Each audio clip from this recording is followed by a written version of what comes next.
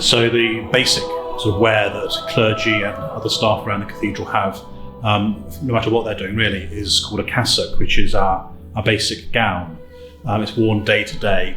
Often we wear just our normal tasks, a black one, but in cathedrals and some other foundations, they have their own colours as well, which often have a bit of significance. So at Lincoln, in services and other special times, we wear blue cassocks.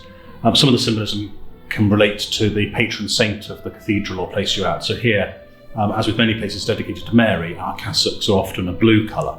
So the choir, the vergers, the clergy will wear a blue cassock underneath almost any other vestments that they wear. So for daily services such as evensong, we wear what's called choir dress. So over the top of the cassock, our basic garment, we put a white surplice, which is a sign that we hope that we come before God with pure hearts. And a scarf and hood, a sign that we've hopefully been people of learning and can preach and teach the scriptures. For particular special occasions, solemn occasions, rather than just wearing the scarf and hood, we wear a garment called a cope. You can see one behind me that has been made by the embroiderers at the cathedral here. So in itself, it's an offering to God of their skills and gifts as embroiderers, as well as beautifying the liturgy. The symbolism on the cope, on the morse here that joins the two halves at the front, is the swan of Hugh of Lincoln, so a medieval bishop who became a saint. And then on the back of the cope is an embroidered figure. And for each of the office holders in the cathedral, we have a different figure on the back.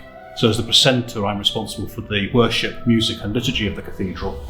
So mine has an angel playing an instrument, a sign of music. And other office holders have different symbols on the back representing their particular roles in the cathedral's life.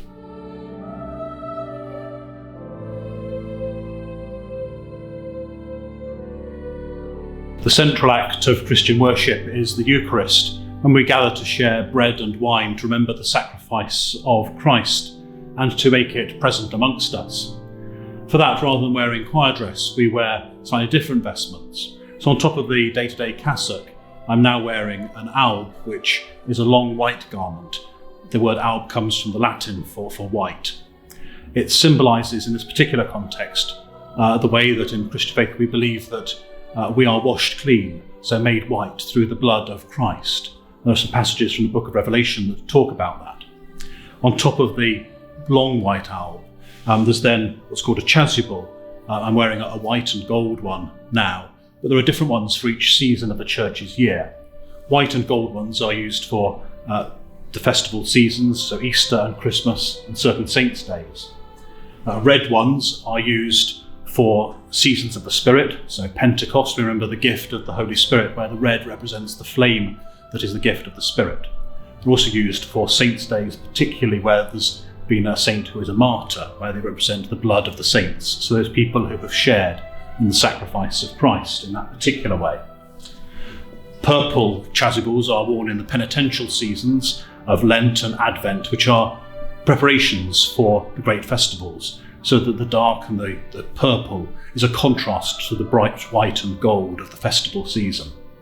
And then for other seasons of the year, for what we call ordinary time, we wear green vestments, which represent creation and the goodness of God's gift to us in creation. And quite often they'll have symbols of both the vine or bread and wheat, which again link through to the sacrifice that we remember in breaking of bread and the sharing of wine.